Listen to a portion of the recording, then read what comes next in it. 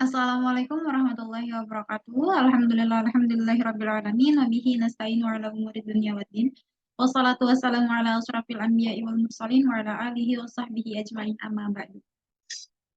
Pertama-tama marilah kita panjatkan puji dan syukur kita kepada kehadirat Allah Subhanahu wa taala yang telah memberikan rahmat serta hidayahnya sehingga saya dapat diizinkan untuk menerangkan isim tasgir serta wazannya dalam Zoom meeting pada kali ini. Salawat serta salam tak lupa juga kita haturkan kepada junjungan kita Nabi besar Muhammad Sallallahu Alaihi Wasallam yang telah membawa kita dari zaman kegelapan hingga zaman yang terang benderang saat ini.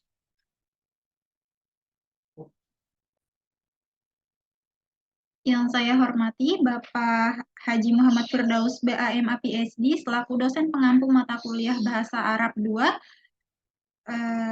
Perkenalkan, nama saya Firlia Diba dari jurusan Pengembangan Masyarakat Islam kelas 3B Fakultas Dakwah dan Ilmu Komunikasi yang insya Allah saya di sini akan menjelaskan isim tasgir serta wazannya sebagai tugas UTS yang telah diamanatkan oleh Bapak Firdaus.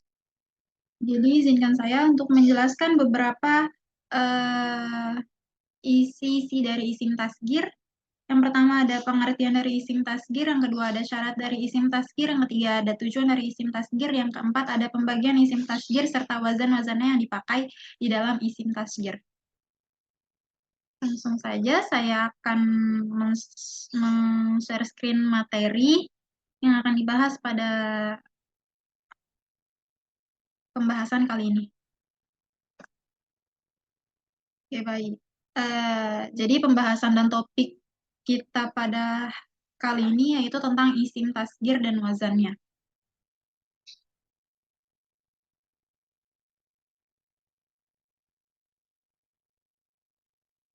Yang pertama ada pengertian dari isim tasgir. Isim tasgir berasal dari kata tasgir, sama halnya dengan nasab yang merupakan bagian dari pembahasan ilmu sorof. Jadi isim tasgir itu masih berkaitan dengan pembahasan-pembahasan yang terdapat di dalam ilmu sorof. Secara bahasa, tasgir berarti mengecilkan, sedangkan menurut istilah yaitu perubahan bentuk-bentuk kata dengan maksud tertentu. Jadi isim tasgir ialah mensifati sebuah perkara sebab keadaannya kecil dengan teknik yang singkat atau format kalimat yang bermanfaat untuk menunjukkan makna kecil atau sedikit. Jadi isim tasgir singkatnya adalah memperkecil atau mempersingkat suatu kata atau kalimat eh, menjadi lebih sedikit. Selanjutnya, di sini ada fungsi-fungsi dari isim tasgir. Yang pertama yaitu sebagai pernyataan ukuran benda yang kecil. Yang kedua, sebagai pernyataan sedikitnya jumlah suatu benda. Yang ketiga, ada sebagai pernyataan dekatnya waktu atau tempat. Yang keempat, ada pernyataan kasih sayang kepada yang lebih kecil. Dan yang terakhir atau kelima, ada penghinaan terhadap sesuatu, terutama pada masalah kualitas. Selanjutnya, di sini ada syarat-syarat dari isim tasgir. Syarat-syarat dari isim tasgir yang pertama ada suatu kata yang berbentuk isim, yang kedua ada suatu isim dengan i'rab atau baris.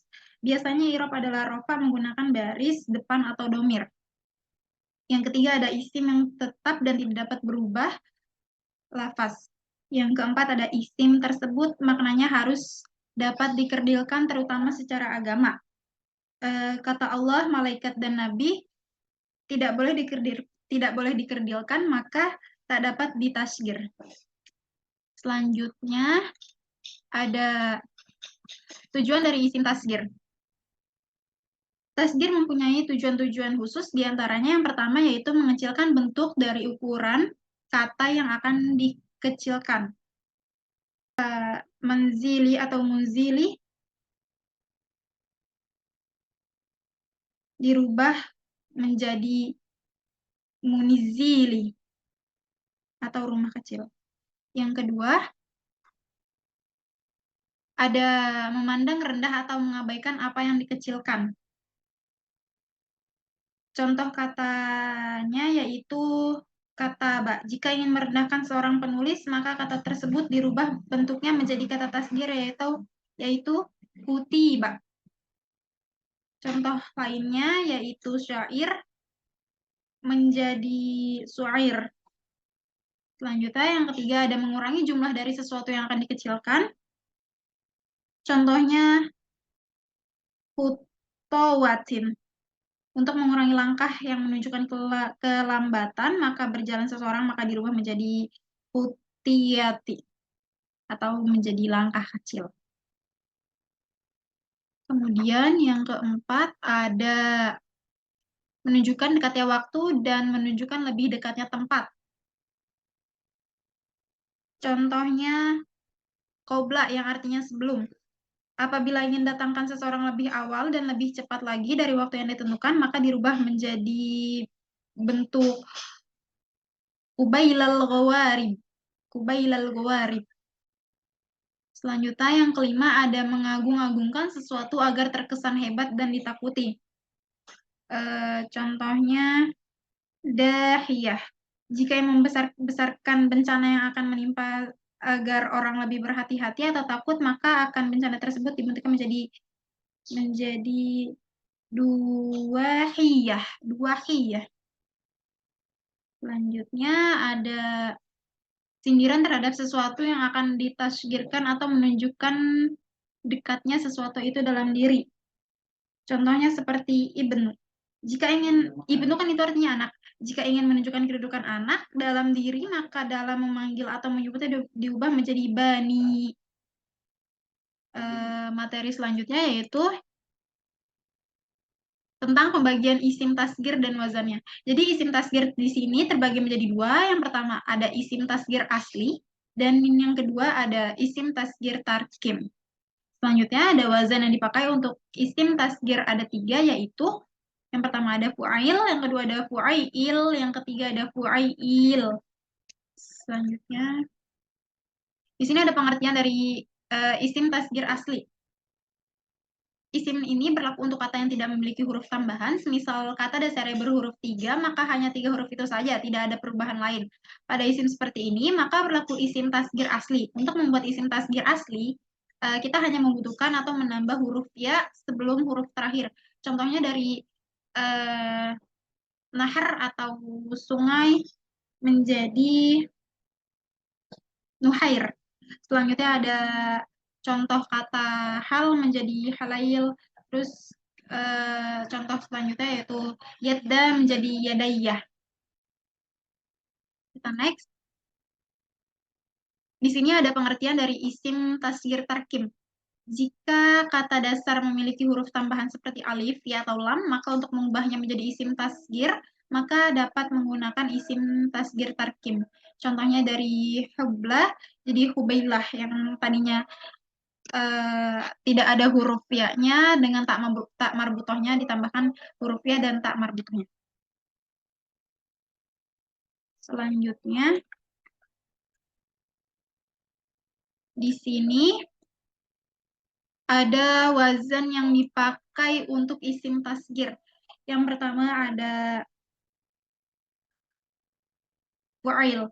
Jadi fa'il ini adalah untuk isim yang terdiri dari 3 huruf saja. Contohnya adalah kolama. Asal kata dari kolam atau pena, tasgirannya menjadi kulaimun. Makna jadi mempunyai makna pena yang kecil.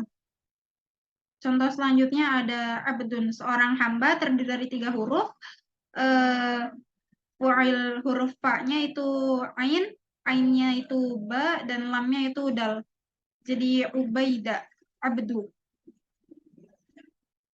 Kalau ditasgirkan menjadi ubaidun.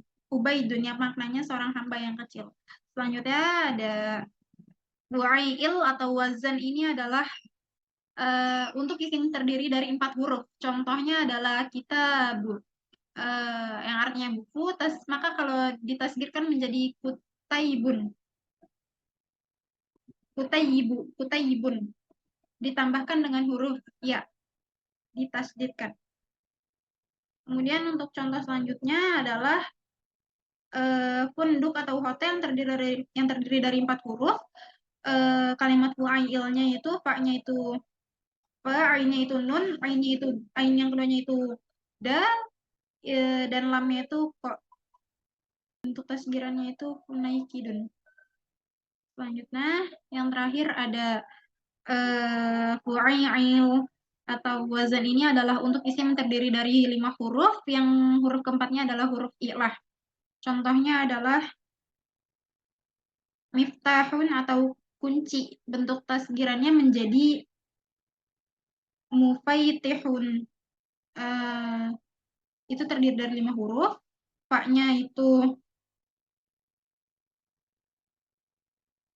mim, ainnya itu fa, dan ain yang keduanya itu ta, dan yang terakhirnya lamnya itu ha.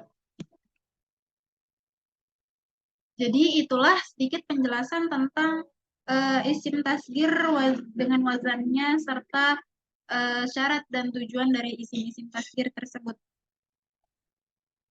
Jadi kesimpulan di sini adalah isim tasgir adalah mengecilkan atau mengkerdilkan. Isim tasgir berarti kata benda yang menyatakan kecilnya kuantitas atau kualitas suatu benda. Isim tasgir memiliki beberapa syarat dan tujuan. Kemudian isim tasgir terbagi menjadi dua. Yang pertama ada isim tasgir asli dan yang kedua ada isim tasgir tarkim.